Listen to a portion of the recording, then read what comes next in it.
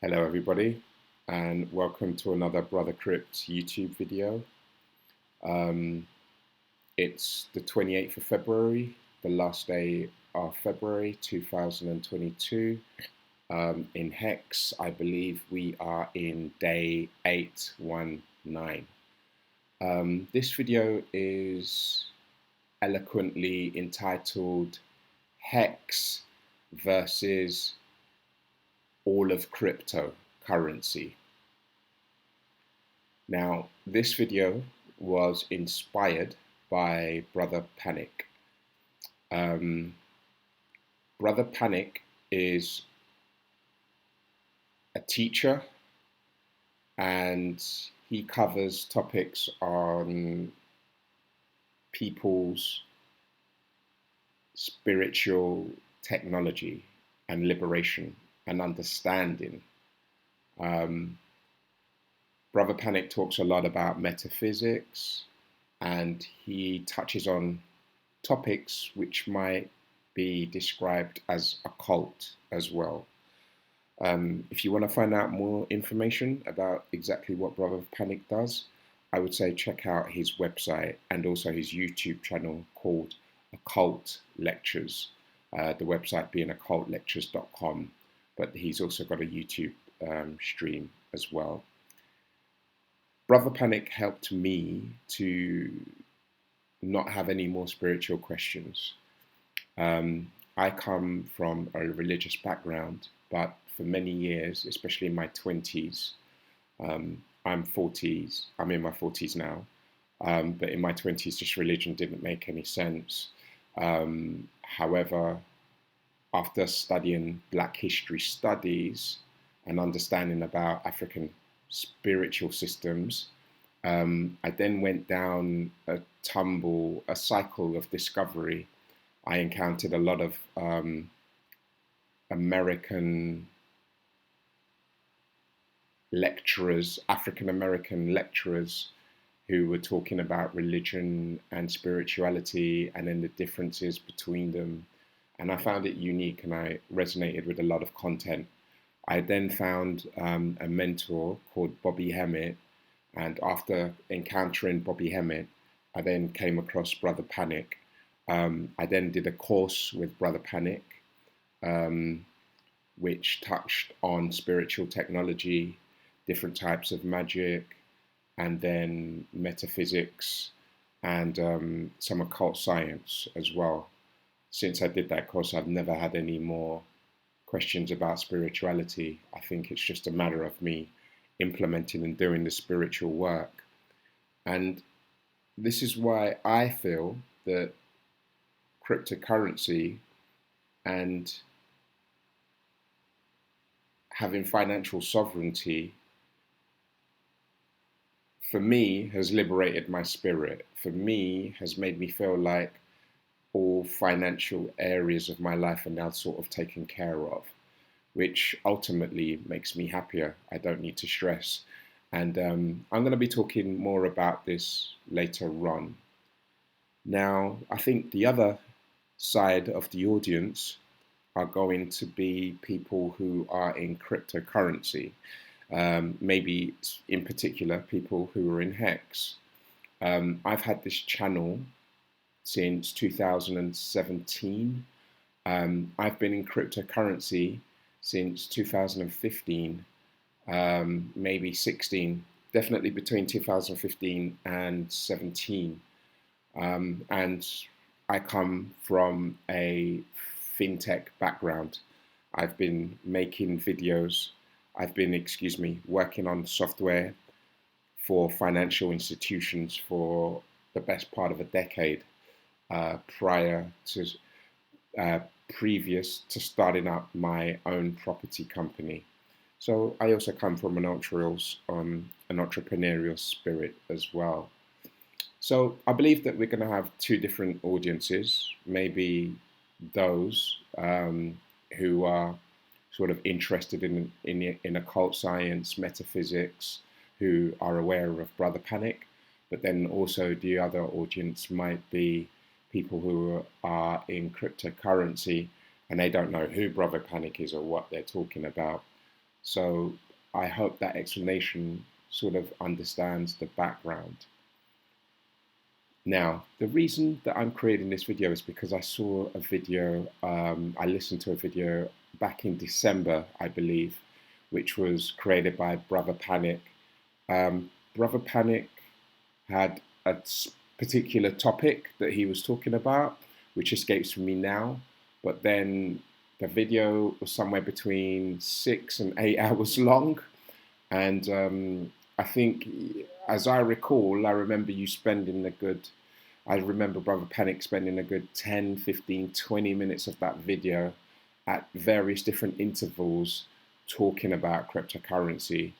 And what I observed is that he is probably getting his knowledge of the cryptocurrency market from the mainstream media, and therefore he doesn't get it, he doesn't understand it, and that's fine. I think a lot of people that encounter cryptocurrency primarily through this medium are not going to get it unless they do their own further research and then they start exploring further down the rabbit hole, like I did back in 2015. But yeah, that's the motivation of the video. What I picked up from what Panic said was that he doesn't understand the point of cryptocurrencies. He thinks it's garbage or just thinks it's a waste.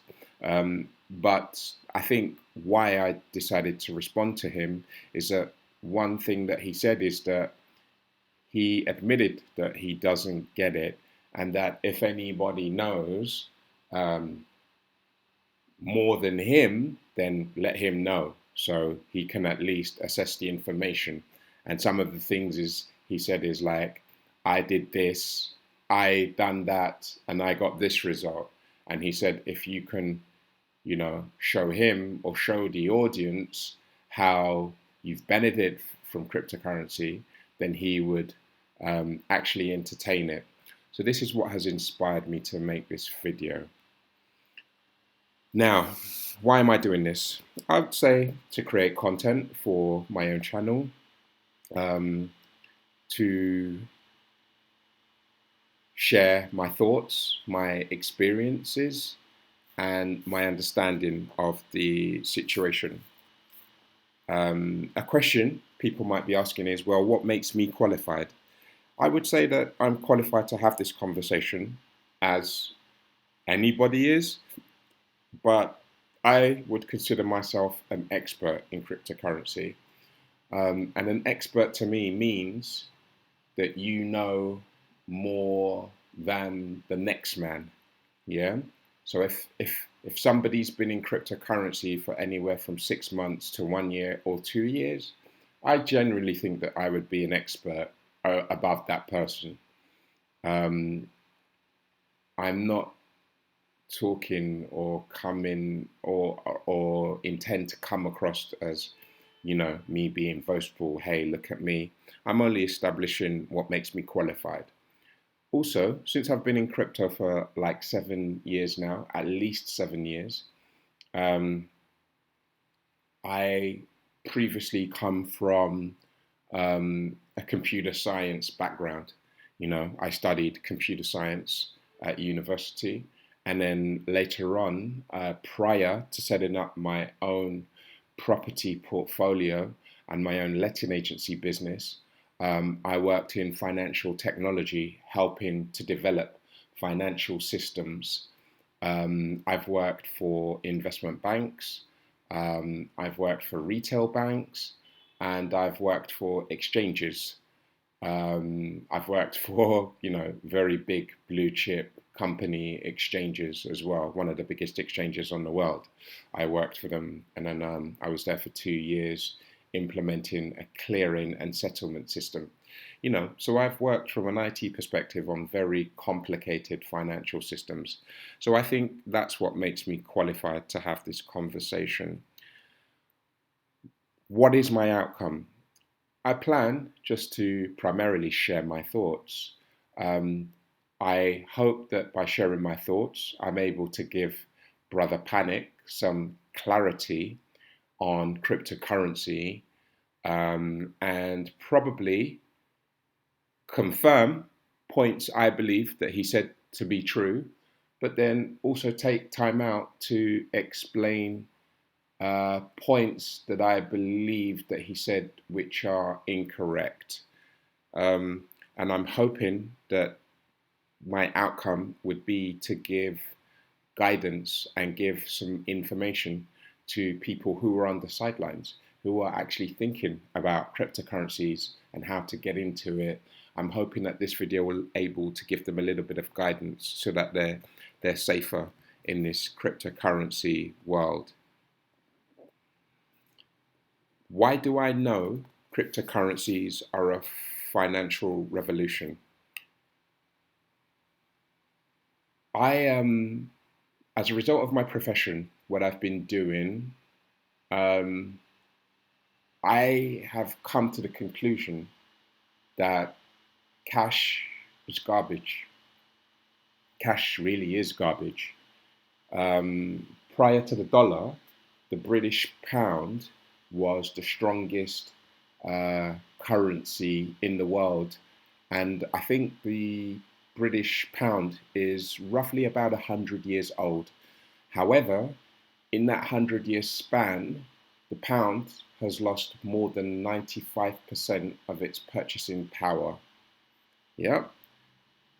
If we were to look at the dollar is going the same way. I think the dollar is a lot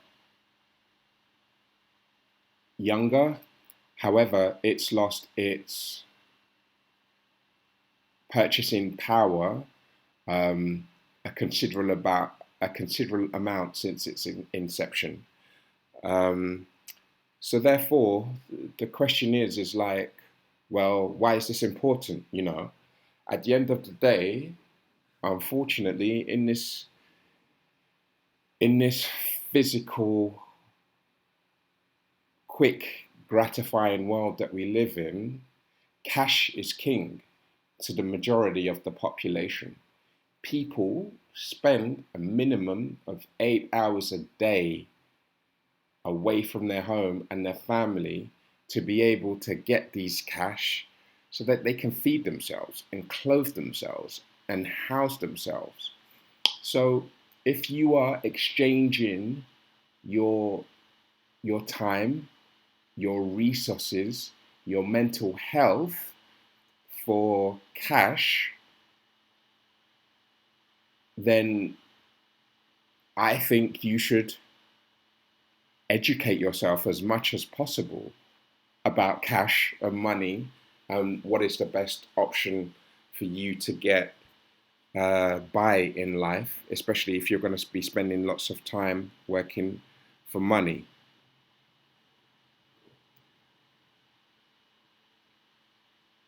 One of the things that I believe is that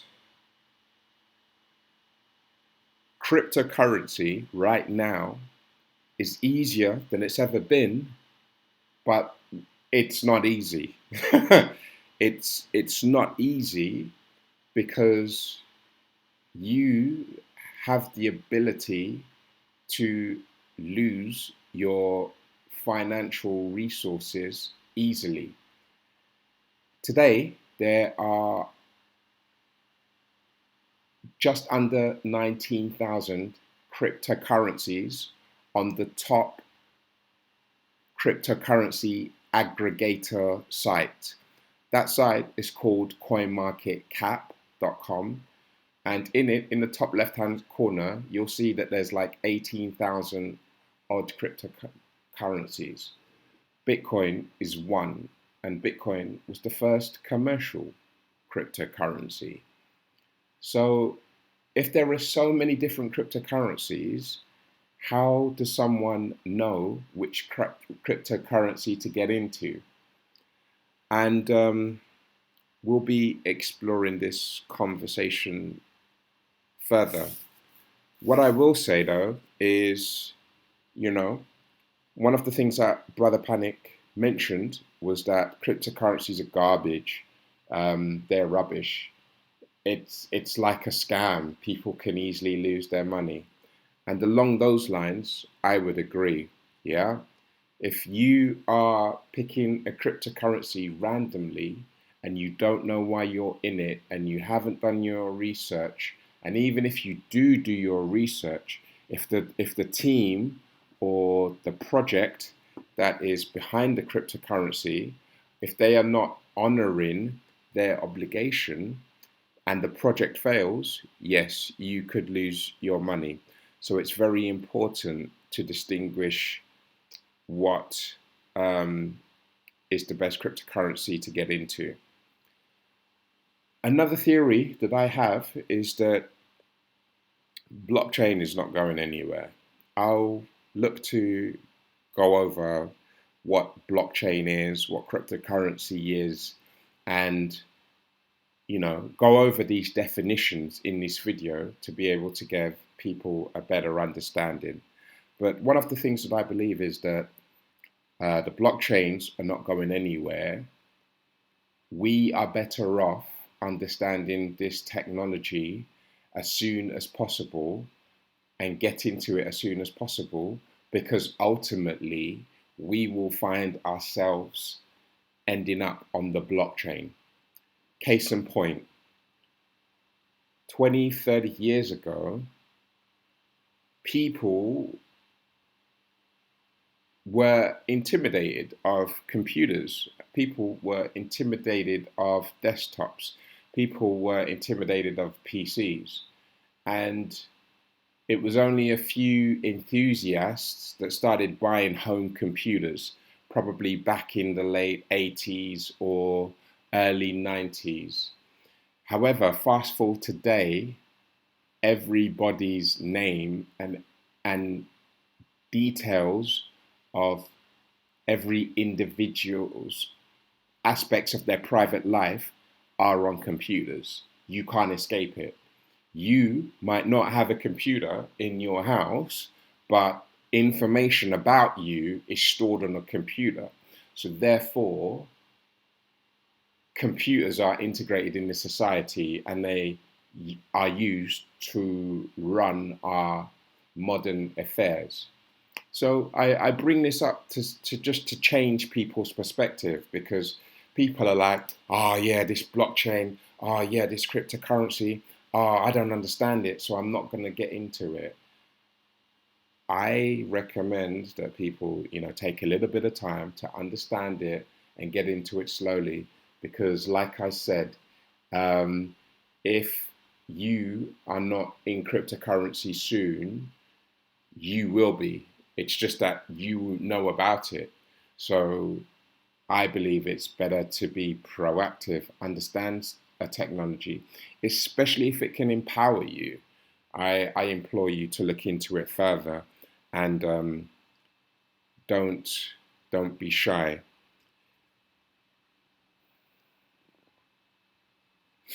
Now, the picture that you see on my desktop is a picture for Hex. Hex, as this video is entitled, Hex versus all other cryptocurrencies. Hex, in my opinion, is the brightest light I have seen shone in cryptocurrency.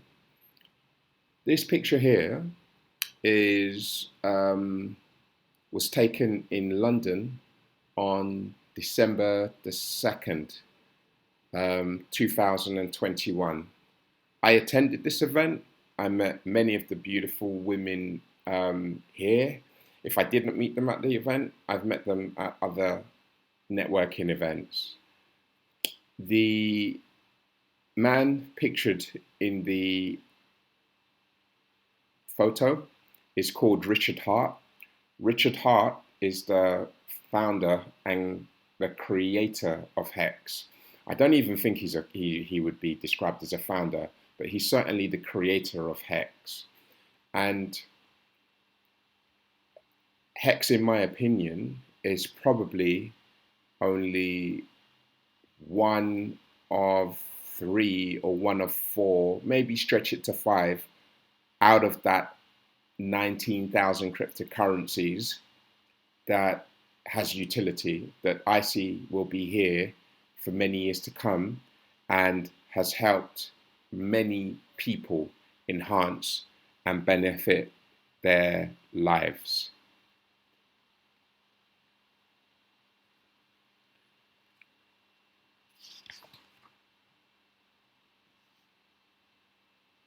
So just bear with me. I'm just looking over my notes, just thinking what's next.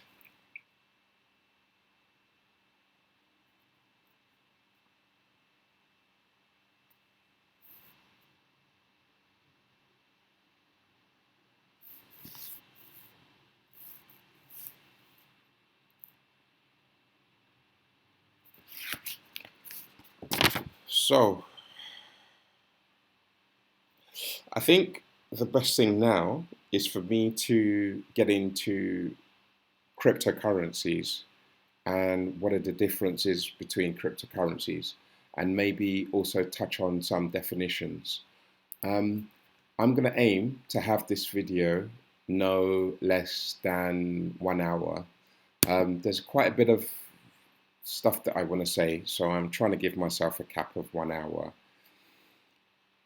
So fast forward, I've brought this up because this says, no coiner.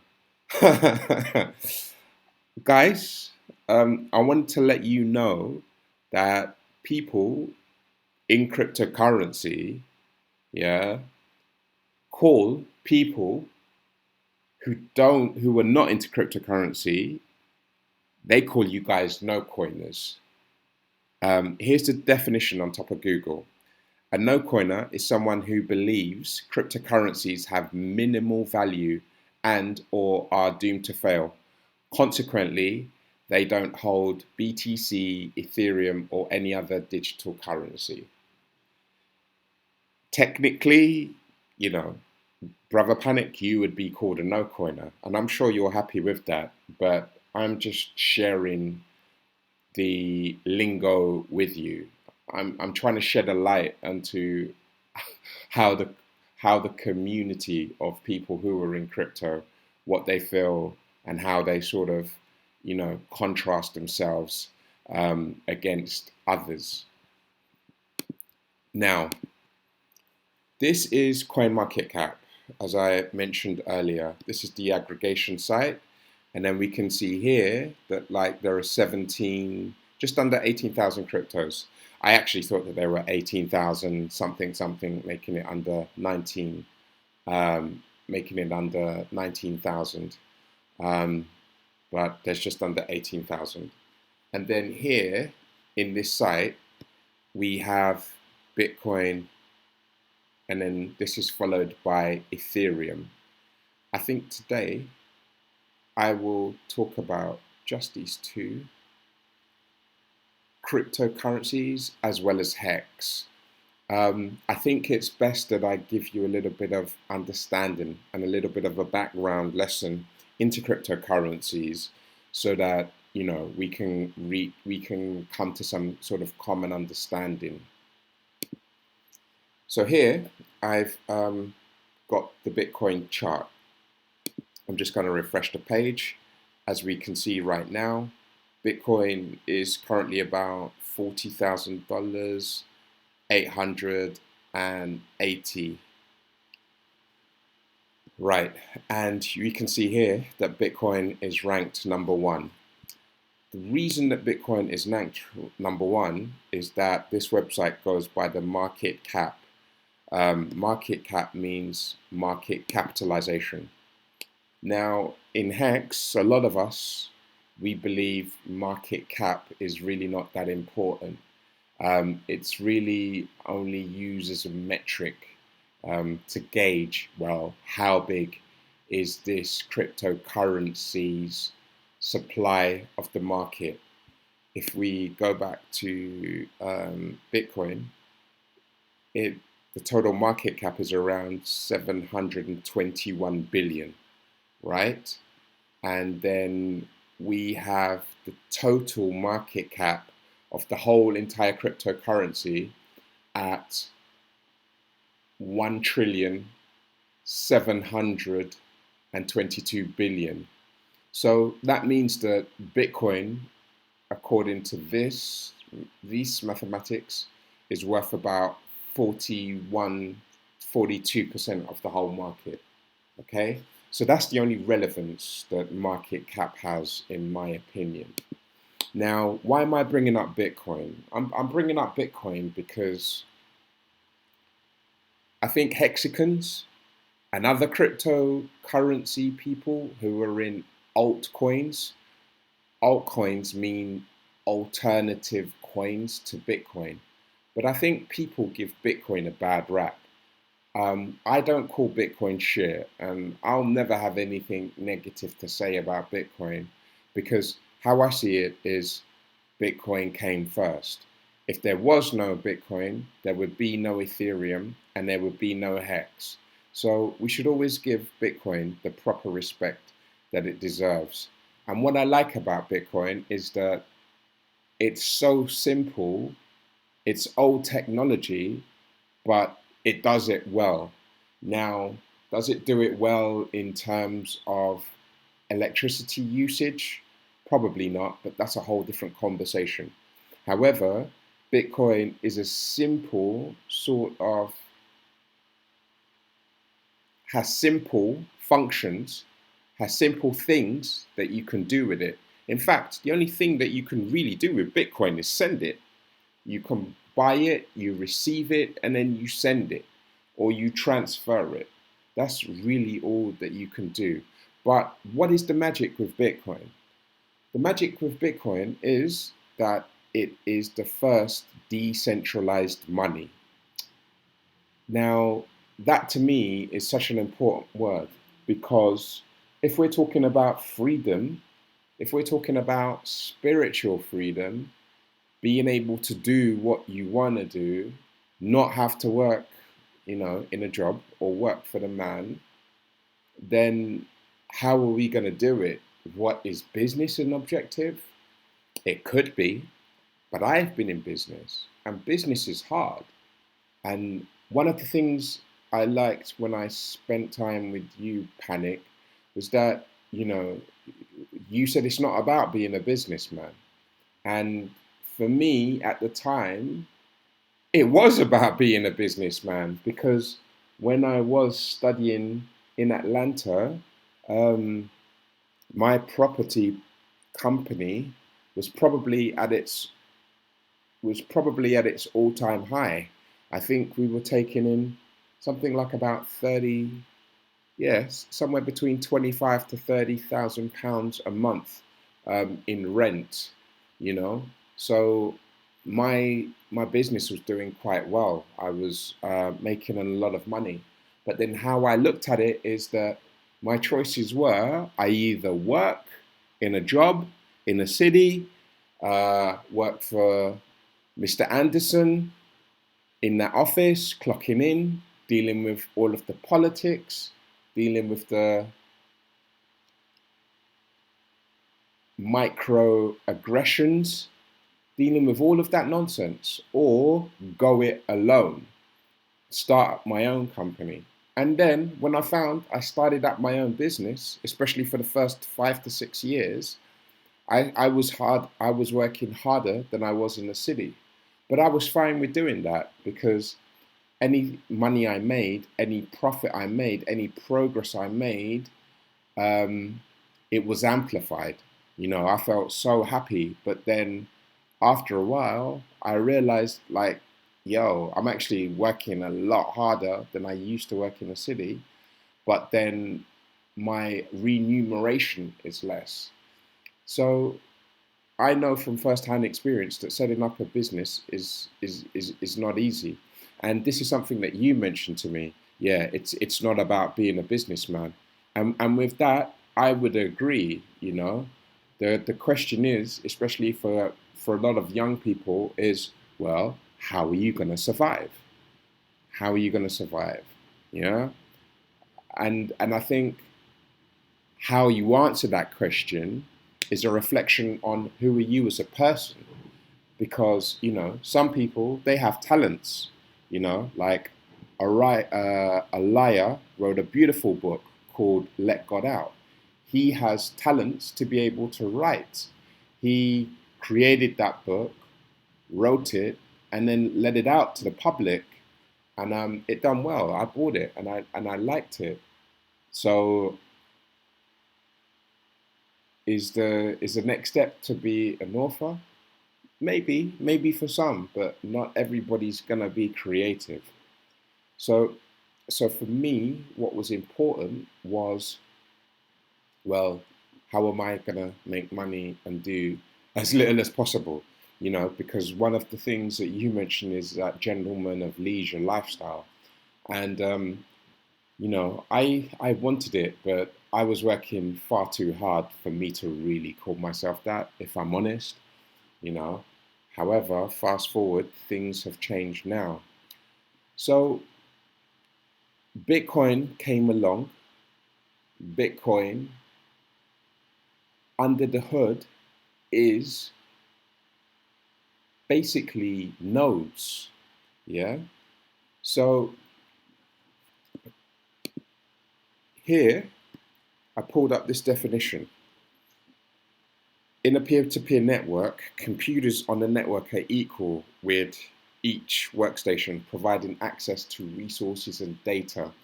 This is a simple type of network where computers are able to communicate with one another and share what is on or attached to their computers with other users.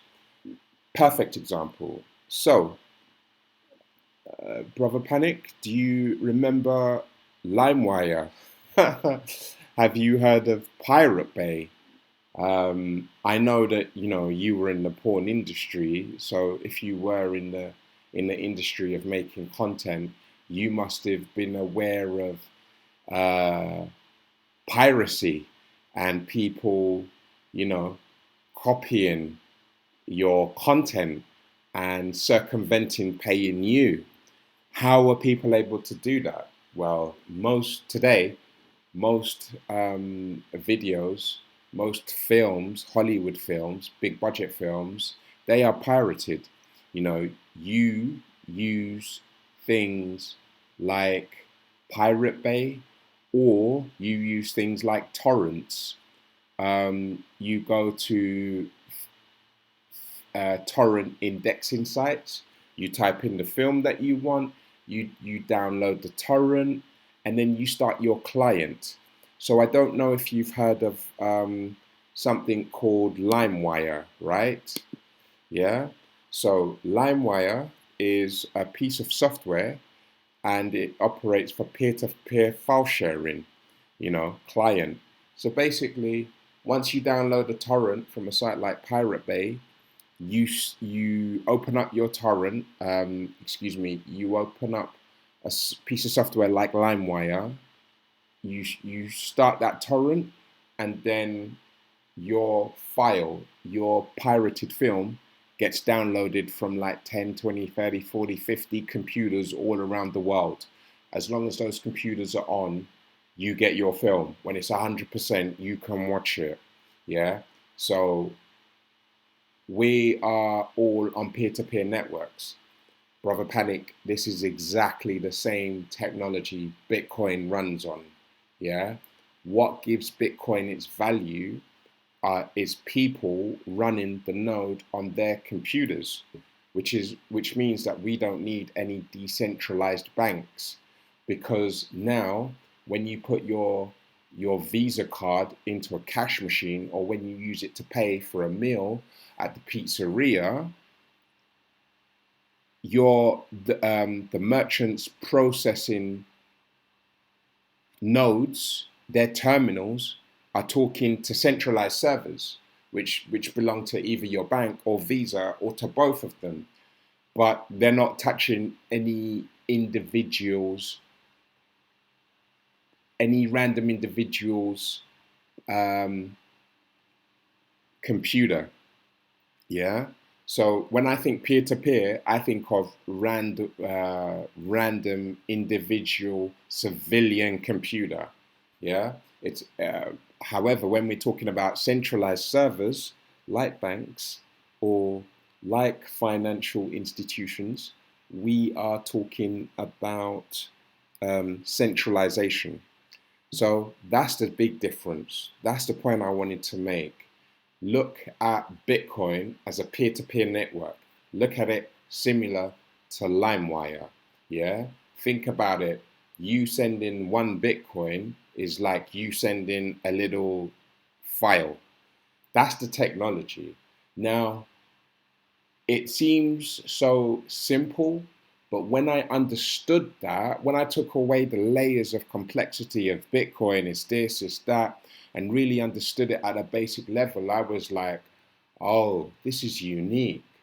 Oh, they can't get rid of piracy. Oh, they're having problems with piracy. They can't get rid of it.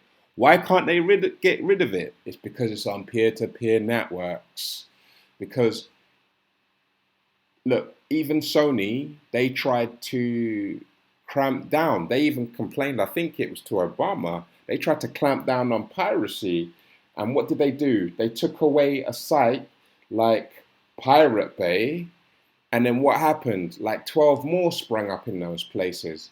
So just taking down the website is not enough, because still all of those files, all of the films, all of the music, they still reside on people's peer-to-peer networks on their individual machines. Yeah. So think the same of Bitcoin. That's Bitcoin's use case. Bitcoin is the first cryptocurrency, is the first peer-to-peer cryptocurrency. Yeah. And that means that we're able to add value. That's one thing. And then I think the other thing that Bitcoin did, which nobody else did, is it was able to solve the double spend problem. So just think that if you spent your credit card in two places, your bank would think, huh? Timestamp, you're in two different locations, and then you've purchased two different items.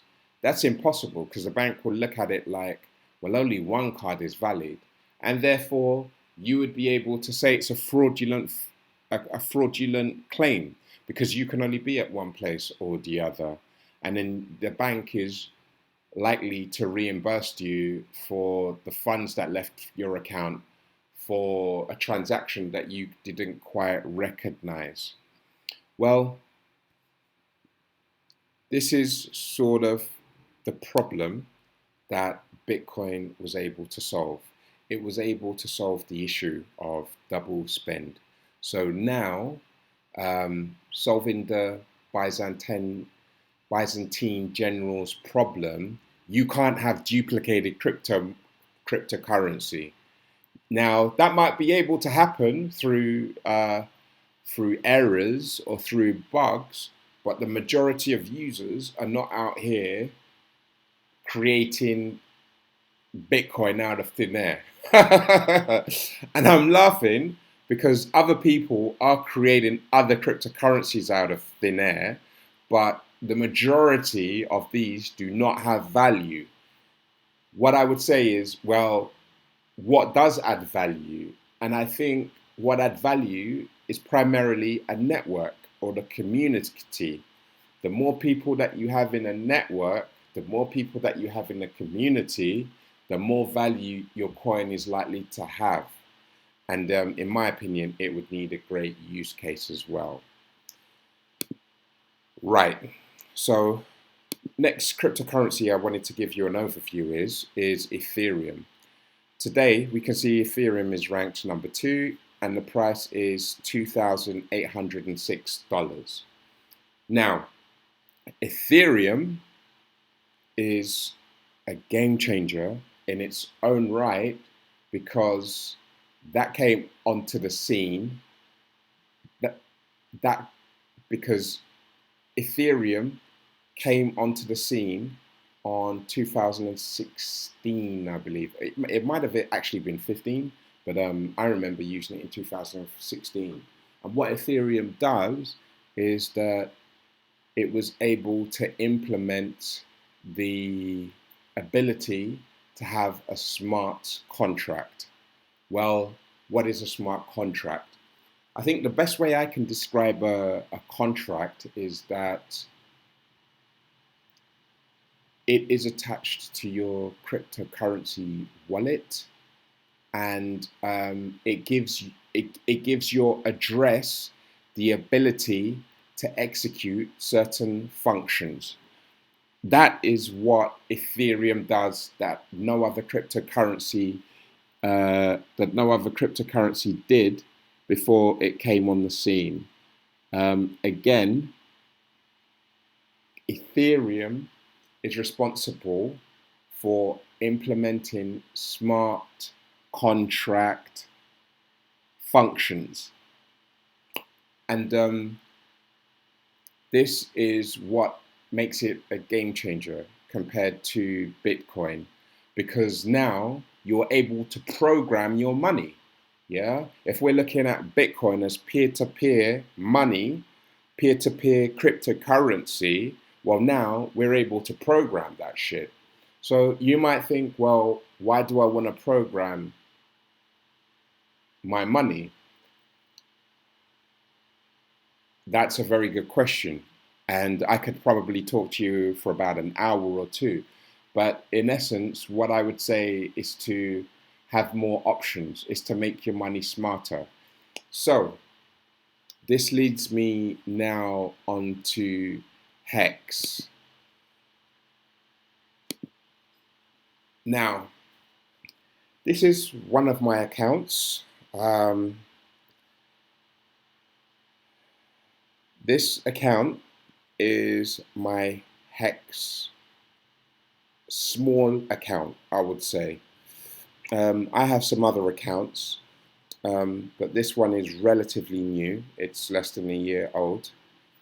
And the reason I'm logged in is because I just wanted to show you how this sort of works. Yeah.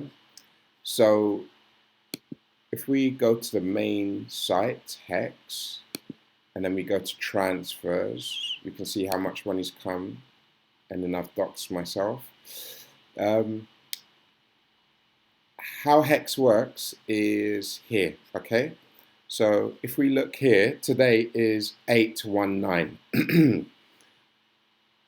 And what we have here are active stakes. I think before I start showing you the screen, let me give you an overview of what Hex is. Let's go back to CoinMarketCap.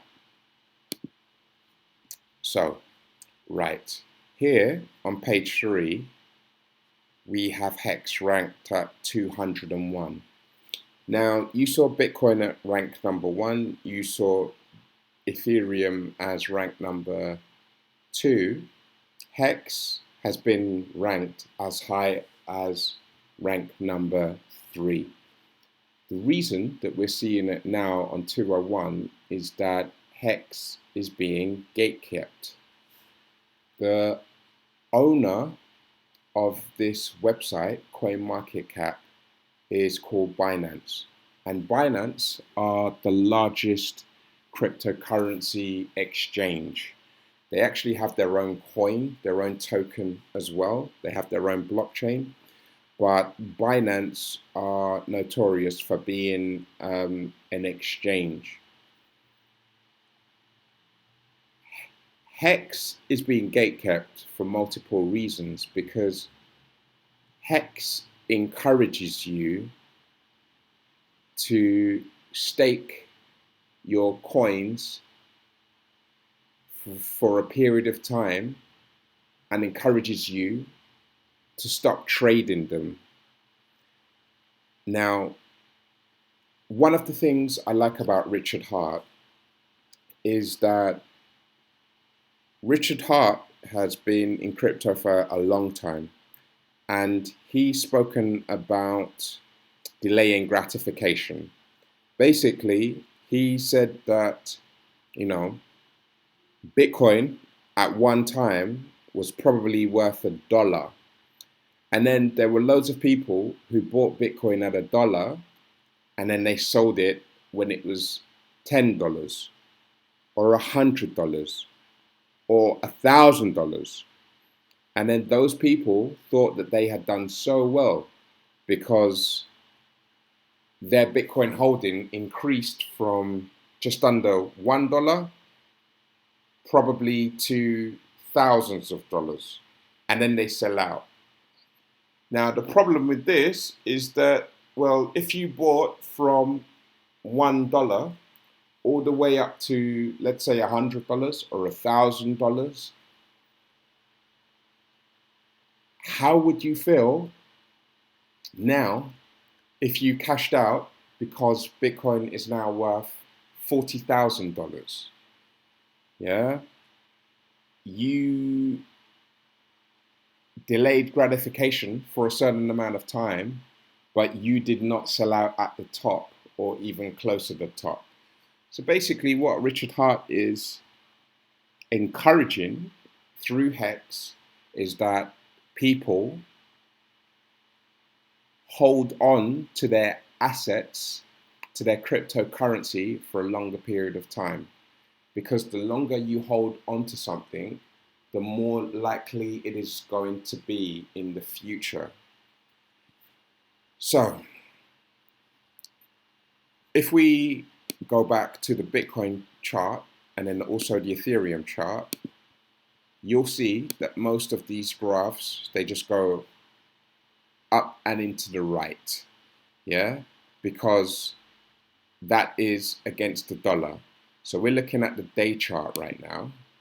So if we click on all and click on logarithmic, you can see that here, when it's green, 2013, Bitcoin has like 600. Since 2013, almost 10 years ago, it's just been going up and to the right. Now, the thing that you'll see, Panic, is that most cryptos will do this because what are they competing against? They're competing against the dollar. And the dollar only has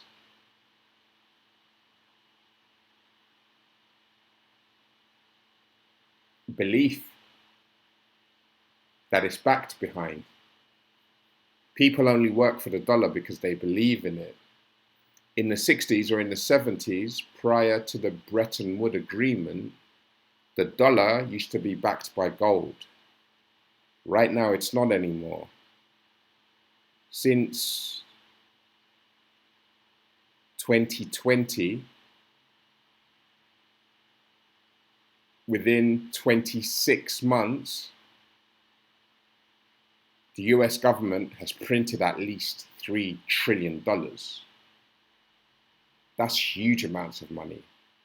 And here in the UK, the British government has printed at least somewhere between 250 to 700 billion dollars. They've printed this money. And when we say print it, it's not even cash that they are creating. It's just literally putting numbers in a computer system, pressing it, and then they increase the money supply. So what does that do? That causes inflation. So that means that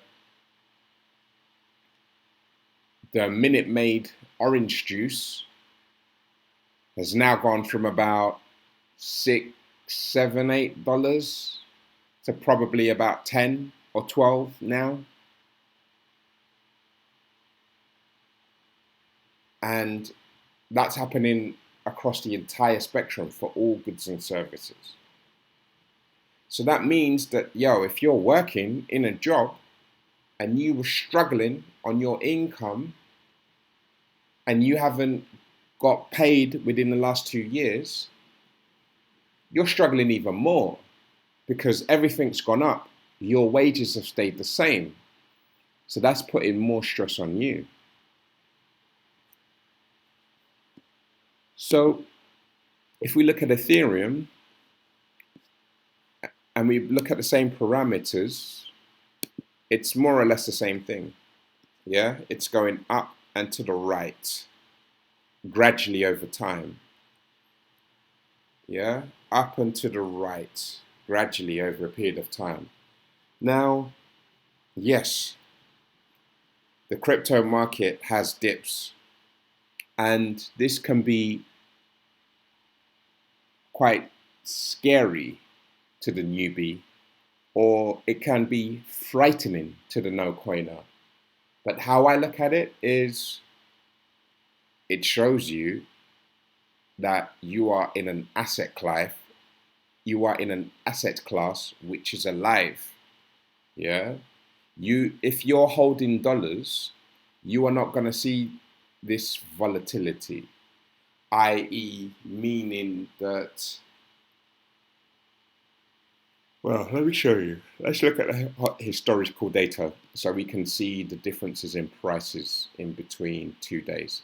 So yesterday, the low for Ethereum was 2,850, and then the high was 2,831.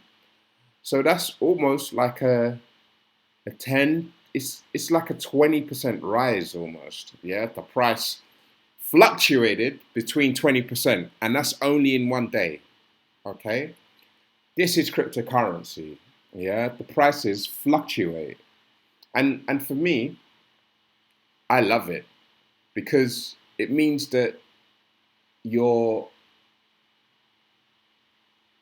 value, yeah, the money that you've put into cryptocurrency, it shows you that it's alive. If it was in a dollar, it would be dead. Your dollar is dead, but everything around you is getting more expensive. However, with cryptocurrency, yes, you might see dips, you might lose some value. However, you're not going to realize that loss unless you sell. So, providing you do not sell at an amount which is less than what you bought in at, you haven't lost anything.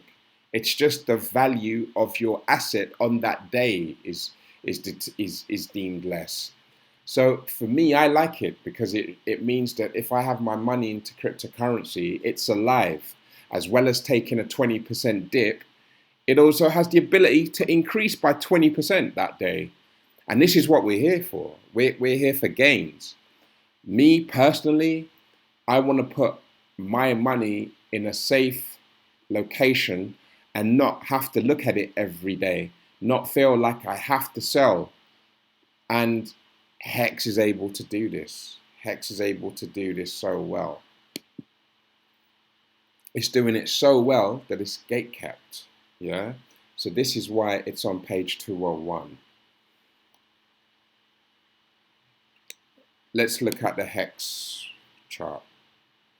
So we can see today Hex is worth 14.55 cents. And then if we look at the chart,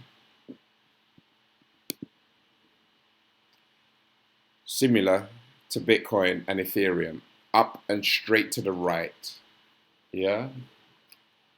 So one thing I want to say is that if you look at a lot of these charts here over time, if a crypto's been in the market for at least a year or two, they are generally going to go up and to the right. What I will say though is that not every project has genuine, well-intended use cases. Yeah. So two comes coin into mind: Shiba Inu and Doge. Doge is a fork of Bitcoin, and it's a meme coin. That's why you have a dog. It was created for a joke. Yeah, it was created for a joke, but people have been buying the coin, and Elon Musk mentioning it and tweeting it like the buffoon he is took it to other heights. Personally, I don't think Elon Musk really cares about Doge. I think he's just using it to try and make himself look cool. But I don't think he cares about it really. because that coin was not really created with any serious purpose. And now it's a meme coin. And then also you have Shiba Inu as well. So Shiba Inu is a new iteration of Dogecoin. Now the thing is, it's like if you look at their graphs, Shiba Inu and Dogecoin, you will probably see them going up and to the right. But the distinguishing factor between Hex, Bitcoin, Ethereum, and most other cryptocurrencies is that Hex has the best use case. Hex has been designed by Richard Hart, which is less than 2 years old, to do exactly what it sets out to do, which is to make people that stake it wealthy over a period of time. Yeah. By delaying your gratification, you are rewarded. And Hex has a staking mechanism. Well, think, what is staking? Staking is the mechanism of locking up your tokens for a selected period of time. Then you might ask, well, why do you want to lock up your token for an extended period of time? What is this? Well, every time you stake your tokens for an extended period of time, you are rewarded with yield. Yeah. So this will be better explained in my diagram, in my Hex account. So here we can see that I have probably about a dozen stakes. They were all started on 614, and 614 was the 7th of August. Today it's day 819, and so these stakes were started about 200 years ago. Let's just call it, 9 months ago, maybe. Yeah. These stakes were started 9 months ago, and they all have the same start date. Now, the other thing that's different for them is that they all have different lengths. However, all of them, apart from one, I'm staking 709 hex. And then here we have one stake ending every year for the next 15 years. Yeah, so this stake ends 2020, this year, August 2022. And then the next stake ends the following year after that. That also ends on the 7th of August 2023. And then you can see that the one after that is August 6th, and that finishes at 2024. Yeah, so you get a picture for the rest. All same amounts. The only thing is that they are spread out 1 year between each other. They're going to be ending 1 year after each other. Now, here, this one at the end, this one is for like 10,640 hex. And then this has been staked for 5,555 days. So this has been staked for 5,555 days, and that is 15 years and 2 months. And that's the biggest amount. Now, your question is, well, why did I probably have all of these stakes? The thing is, I created this staking ladder just to be able to show people how Hex works. I created it for this very reason. So here we can see that the APY, annual percentage yield, similar to interest, but it's a yield, we have 14%. And then the year after, 16%. The year after that, 19%. Then 21, 23. So you can see every year it's ratcheting up, because in Hex, you're given a bonus saying bigger pays better. So let me illustrate this example for you. My stakes are for 709 hex, okay? And then my shortest stake in this account is 365. So 365 days is 1 year stake.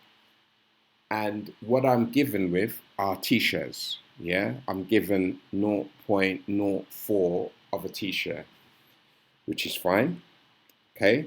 0.04 of a T-share. And then what I'd like to bring your attention to is the effective hex. So we can see that the effective hex is 850, okay? Now, let's do this for 10 years. And by doing it for 10 years, we can just add another 0. So we can see that my T-share amount has almost doubled, if not tripled. Yeah, it's more than doubled, but less than tripled. It's probably right in between. It's probably like increased by about 80%, right? But then the effective hex amount has also tripled. So before it was about 800, now it's worth 2,100. So I've gone through this to basically show you that if you stake for 1 year, you'll have more effective hex, you'll have a particular amount of T-shares. But then if you do this over 10 years, yeah, you'll get much more yield paid to you. And if you get more yield paid for you, you're being rewarded for delaying your gratification. Yeah, you're being rewarded for you staking. And this is what Richard Hart's system is doing. So that means that for the stakes that are progressing the most, they have the biggest amount of remuneration. So for example, we have at the top we have a 1 year stake, and then right below, let's look for a 10 year, 14, 13, 12, 10. Yeah. And then here, if we look at a 10 year stake, the interest rate has more than doubled. Yeah. So even from a remuneration perspective, the shortest stake, the one that's ending this year, August, it's worth $107. The longest one, 10 year stake, that one is ending at $119. So just the differences between the stakes shows you that there are discrepancies and that you are being rewarded based on your actions. So the longer you stake, the bigger reward you get. That's really what I wanted to show you. This is how Hex works. So we can see that for my bigger payouts, yeah, they've received much bigger amounts compared to the least longest. Yeah, they've received the less in yield. All of these stakes started the same day. Okay. Right. What is blockchain? I think the best way for me to describe a blockchain is similar to a peer-to-peer network. In that LimeWire example, you had the restaurant. In that LimeWire example, forgive me.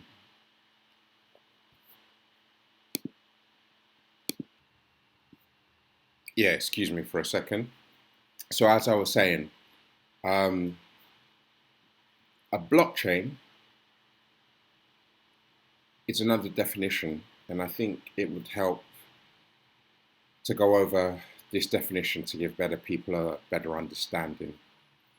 Think of a blockchain as a racetrack. Think of a cryptocurrency as the race car. You cannot race a race car without having a track. Therefore, you can't have a cryptocurrency without having a blockchain. So a blockchain is the infrastructure. Similar to our peer-to-peer example that we had before with LimeWire, with torrents, the network, the peer-to-peer network, how files are transported between computers, that is the tunnel effect. Yeah. So think LimeWire. If everybody has LimeWire on their computer, then once I get the torrent, providing you have the original file on your computer, if your computer's running, your computer's sharing that file with hundreds, if not thousands, of computers every day. Yeah, that's what a peer-to-peer network. Equally, if we're looking at cryptocurrency, a blockchain is the infrastructure where the cryptocurrencies can remove. So in the example of Bitcoin, it being the first cryptocurrency, it has its own network and it has its own cryptocurrency intertwined into one. Yeah, Bitcoin is a blockchain and Bitcoin is a cryptocurrency simultaneously. Ethereum. In the Ethereum example I gave you, Ethereum is its own blockchain and it has its own cryptocurrency called Ether. Yeah. However, Ethereum literally has probably 10,000 cryptocurrencies running on it. Ethereum makes up the majority of the tokens and the cryptos in cryptocurrencies. Ethereum is doing the heavy lifting of the cryptocurrency world. Hex runs, for now, on the Ethereum blockchain. There are tens of other cryptocurrencies that run on the Ethereum blockchain. Hex is one of them. Yeah. So I wanted to give you this definition and then this breakdown to help your understanding.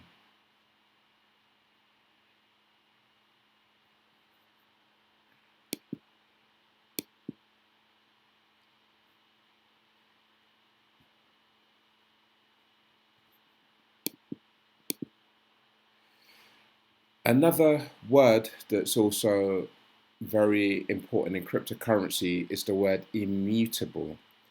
This is the power that cryptocurrency has. Basically, I think the people who were responsible for creating blockchains and cryptocurrencies, such as Bitcoin, and maybe earlier attempts of Bitcoin, they looked at peer-to-peer torrent and digital piracy networks, and that's where they got their understanding of how they could create a cryptocurrency. So immutable means unchanging over time or unable to be changed. So that means that when I create this stake, no other third party can undo this stake. Yeah, we can see it was started on 6/14, about 200 days ago. It's going to finish, this one stake will finish August 7th, 2022. The only way that this can be ended is if I press end stake. Yeah, and I don't want to do that, so no. Yeah, because there are penalties associated with this, and I frankly don't I don't want to end my stake. However, if the police or the FBI are like, oh yeah, we need to unwind your stake. They can't do it unless they hacked in to my hardware wallet. And once they hacked into my hardware wallet, um, for whatever reason, they were able to unwind it. No. Listen, the point that I'm trying to make is that if you use the financial system today, yeah, there's mutability in it. Your transactions can be muted. Look what's going on in the Ukraine. Look what's going on in Russia. The whole world, the whole of the Western world, is siding with Russia, and now a country is having its assets frozen. Now, I'm not talking about the moral side of this argument or of this war. The point that I'm making is, as an individual, I don't want anybody being able to shut me off. You know, do you remember Enemy of State with Will Smith? You know, Will Smith, clean cut guy, lawyer, gets mixed up in some shit. I think his girl's, one of his friends' dads, yeah, one of his friends' dad witnessed a murder or some shit, and then they dropped off the footage with Will Smith, and then Will Smith has this footage of a president being offed. He doesn't even know he's got it, and then he's getting all mad chased by, you know, Secret Service and the people working for the biggest guy in the land. Yeah, Will Smith didn't even know what he was doing for like the first half an hour, and then he finds out, oh yeah, the people that work with these people offed their own. Yeah, they offed their own, and now they're hiding from it. So basically, Enemy of State told me, like, yo, if you upset the powers that be, just like Russia, if you upset the power that be, we're going to off you. We're just going to freeze your assets. And that was one of the reasons that I like cryptocurrency. And I started getting into it because I was like, oh, wow, we're having a decentralized money. Yeah. Money now, or value, it's no longer in the hands of the government. Yeah. Do what thou wilt. We have the ability now to create our own money, or we have the ability to transact and turn our money into value in other forms. And cryptocurrency, in a digital social media age, it's the best transmission vehicle bar one. Because, okay, if you've got money and you don't believe in the government, what are you going to do? What, buy property? That's what I've been doing. And then you have to manage them. But then you can only get a little bit out, but you have to put a whole lot in. Okay, so what then? Are we going to buy gold? Okay, well, what does 100 grand's worth of gold look like? If you're traveling to another country and you're going to be there for a week and you want to, you know, realize some of that gold, what are you going to take gold bars on a plane? Okay, all right. So then what are we going to do? Buy other foreign currencies. For me, the fight is not necessarily with the dollar. The dollar is shit. So is the pound. So is the euro. So is the naira. Whatever currency we're talking about, in my opinion, they're all shit because over a period of time they lose value. So prior to me incorporating cryptocurrencies, my get around for me to have my financial sovereignty was for me to buy houses, for me to buy land, because also I wanted to replace my income. Yeah, I wanted to leave working for investment banks, financial institutions, and go down my own route. So I was quite happy to spend £100,000 on buying a new place to only give me a profit of about £600 a month. I was quite happy to do that before I came across Hex. And I still have a lot of those properties today. But cryptocurrency beats everything because I have digital autonomy. I have control. I am not dependent on a third party. And I think this is the digital sword, you know. Going back to what I said, cryptocurrency is not for everybody because if you make an accident, if you send your crypto to the wrong person, you're potentially creating an accident. People get wrecked every day in crypto, B. By saying wrecked, I mean people lose money every day in crypto because they haven't take time to learn shit. You know, even me coming from a computer background, science background, I've lost money. However, I've maintained and then I've continued learning. And for me, I like the idea of being completely responsible for fi- for my financial well-being as opposed to giving over that power to a custodian like a bank or like a fucking PayPal. Yeah, I've had people I've bought stuff from had their PayPal accounts frozen for 3 months. They've had like 300 grand in their account. That's how they run their business. And then PayPal said, "Oh, we don't like this transaction. We're gonna freeze your account." And PayPal are acting like it's their money. They're taking their time. Yeah.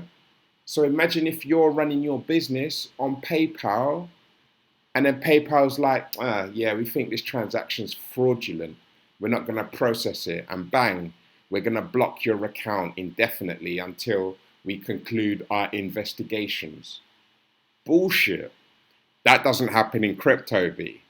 That does not happen in crypto. So this goes back to the point I'm making is that we have financial sovereignty. Yeah. So that's what I would call immutable. It can't be changed. And finally, I think this article, you know, what I'm showing you now is the difference between coins and tokens. I'll just read through it quickly.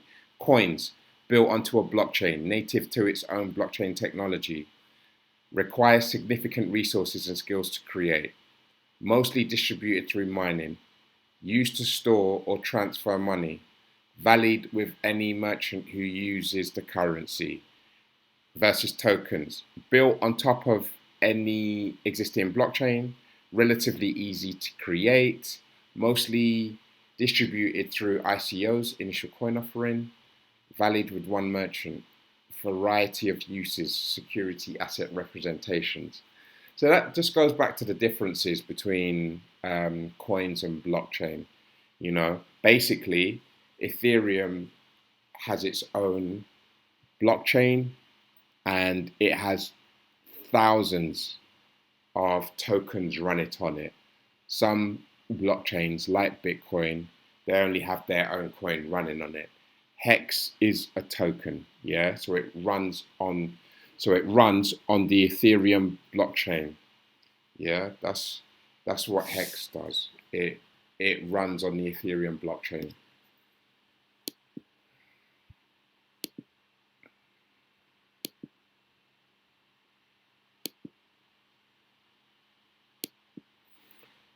So I think I'm going to be wrapping things up now. I've taken 20 minutes longer than I anticipated. Um,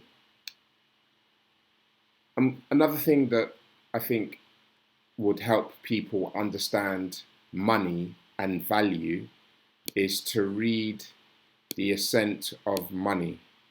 Let me check here. Yeah, this is a very good book. And when I read this, it helped me get a better understanding into the background of money. It starts off with like Shylock, who is a loan shark.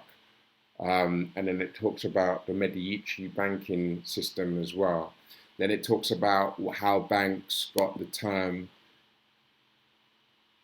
masters of the universe, because they implemented loan representations. It's a very good book, and I think when I read that, I was able to solidify my understanding of money. And it's something that I recommend to others as well. It's a very good book if you want to get a better understanding of what is the value of money. Now, in conclusion to my video, Hex versus cryptocurrencies. Hex is the first cryptocurrency to incentivize people to stake for longer. Previously, you had coins that you could stake, and by you staking them, you might have been given a certain percentage of interest or yield per year. Basically, there are other cryptocurrencies where, as if you lock them up, every day or every month or every year, they will be giving you yield. They will be giving you more cryptocurrency for you locking up your cryptocurrency. You getting a reward, or you being remunerated for you locking up your tokens, is something that is now very common in the market space. Hex was the first to do it, and Hex differentiated itself by encouraging stakers to stake for longer. The more risk you take by staking your coin, the more reward you get. And then it's programmed as such, as in the former examples, it's programmed as such for you to be able to see the difference in the remuneration you get for the duration that you get. Hex was the first to do it. And other things that we need to factor in is the community. Hex community, I've been to like 3 or 4 networking events now, and for the most part, Hex is made up of people who have entrepreneurial backgrounds. They tend to be rebellious. They tend to be the black sheep. They tend to have a different perspective on the world as compared with the layman. So Hex is very unique. And what's it done for me? It's really given me a next level of financial freedom. Prior to Hex, I was successful. Yeah, I've been successful since I had my career in IT. We're talking about from a work perspective, and having money and having a roof and looking after your obligations as an adult. I've been successful in the workplace. I've been successful in having my own business. And then getting into Hex, I got in 2019, I believe, towards the end of 2019. And then I had bought some coins, but I missed a trick. I didn't really understand the staking principle to it. So I just bought some coins. At the time, Richard Hart, he was creating videos, marketing Hex. He created videos, marketing Hex, and then I bought the token. However, I didn't understand the asset that I had at least for another whole year or so. And then after coming across what Richard Hart had to say about Hex, I then started to stake it. One of the stakes I had, it was worth $100, yeah, to begin with. And then within 300 days, it was worth $5,600. In crypto terms, that is a 56x. And you see, the thing that I like about crypto is that we talk about our gains in multipliers of x's. You know, if you go to the stock market, if you increase the value of your dollar portfolio by 6, 7, 10%, you are doing extremely well. Yeah, you're ahead of the market. In cryptocurrency, we double our money, and that's called a 1x. And for some people, that's not even enough. Hex, according to Richard Hart's calculation, has done a 10,000x, meaning it's doubled 10,000 times. And I think the math is that if you were to put $1 into Hex at the start, it would now be worth $1 million.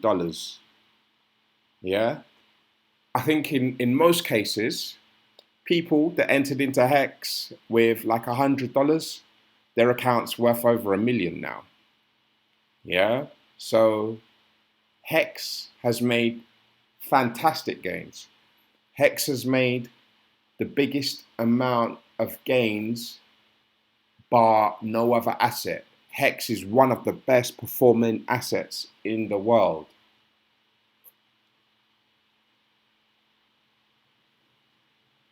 Now, Bitcoin, in the same period, over time, Bitcoin has done good gains as well.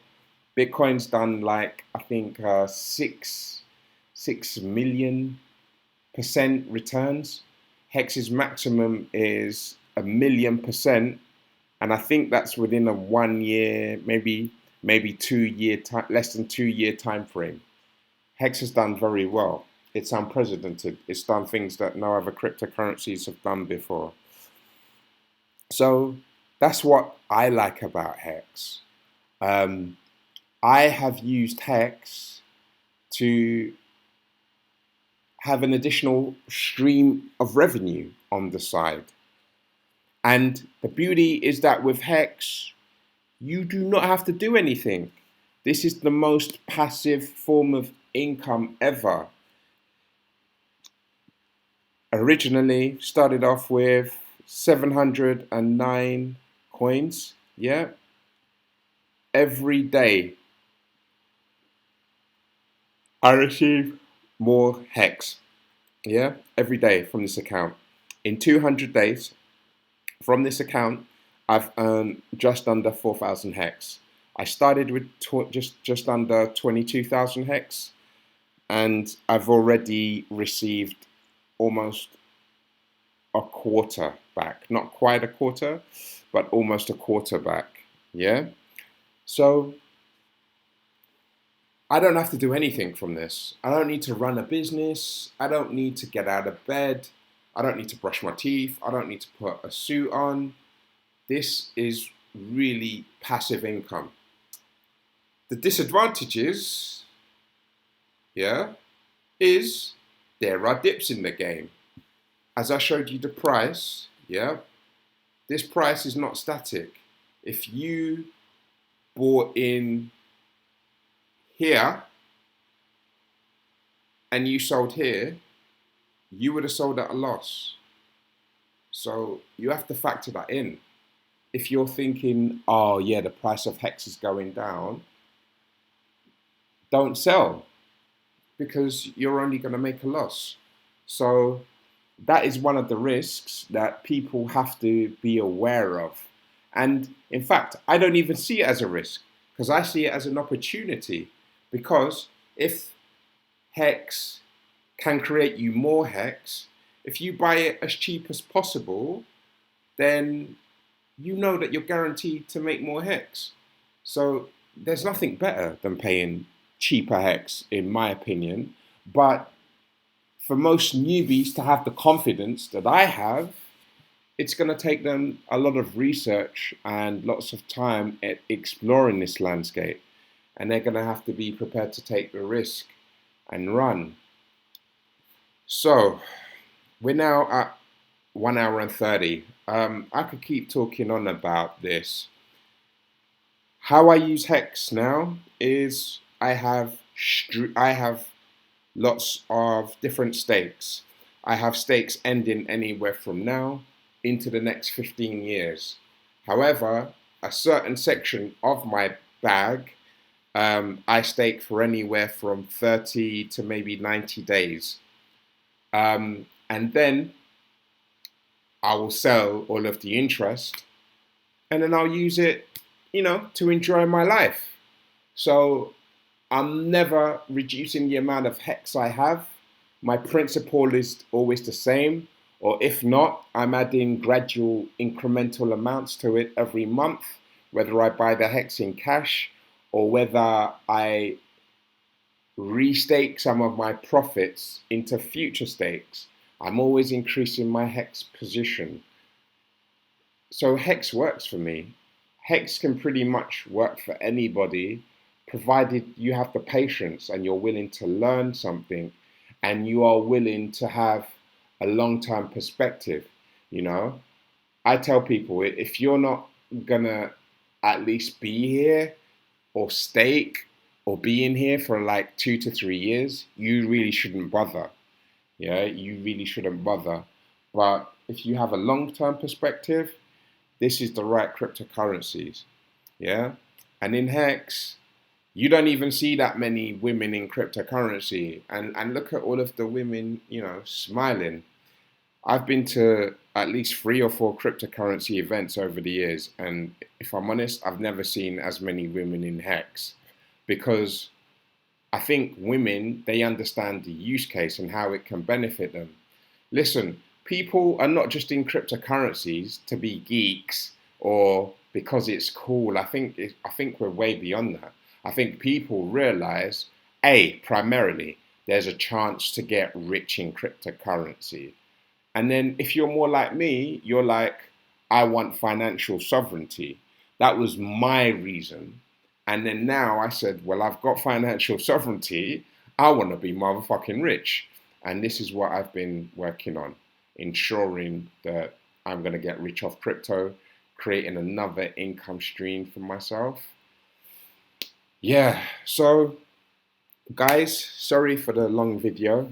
Please excuse my rambling. As I make more videos, I'll be more coherent.